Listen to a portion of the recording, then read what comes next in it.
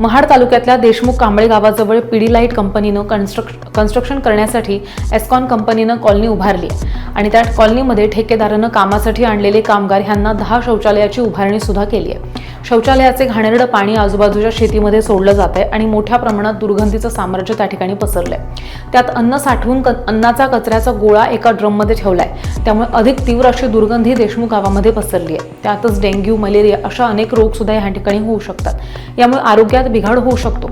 एस्कॉन कंपनीच्या ह्या दुर्गंधीकडे ग्रामपंचायत देशमुख कांबळे ग्रामस्थ, सरपंच, सदस्य, ग्रामसेवक, आरोग्य विभाग अधिकारी यांनी पाहणी केली, तरी सुद्धा ग्रामपंचायत देशमुख कांबळे ह्यावरती कोणतेही ठोस पाऊल उचलत नाहीयेत। देशमुख कांबळेमधल्या नागरिकांच्या जीवाशी खेळणाऱ्या एस्कॉन कन्स्ट्रक्शन कंपनीची सखोल चौकशी केली जावी आणि गुन्हा दाखल करावा, अशी मागणी समाजसेवक TS देशमुख यांनी केली आहे।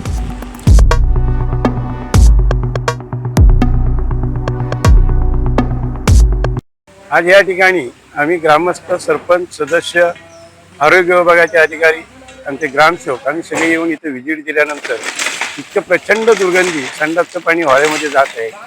संपूर्ण अन्न कचरा तिथं ड्रमच्या ड्रम भरून ठेवलेले आहेत आणि एवढी वाईट परिस्थिती असताना, एवढी दुर्गंधी असताना ग्रामपंचायतीने त्याच्यावर आजपर्यंत कुठलीही कारवाई केलेली नाही। ती कोणती कारवाई करतात ती वाट पाहतोय।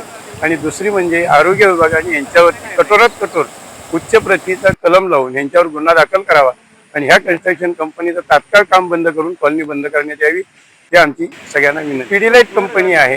पिडीलाइट कंपनीमध्ये कन्स्ट्रक्शन करण्यासाठी आलेली कंपनी आहे एस्कॉन, आणि ह्या एस्कॉन कंपनीचं हे त्यांचं कॉलनी आहे। या कॉलनीमध्ये ही अशी परिस्थिती उद्भवलेली आहे। त्यांचे सेफ्टी मॅनेजर वगैरे काय कंपनीने ठेवले आहेत की नाही त्याचं नाही आहे, परंतु यांची सखोल चौकशी व्हावी आणि यांच्यावरती कायदेशीर गुन्हा दाखल व्हावा, ही माझी सगळ्यांना विनंती आहे।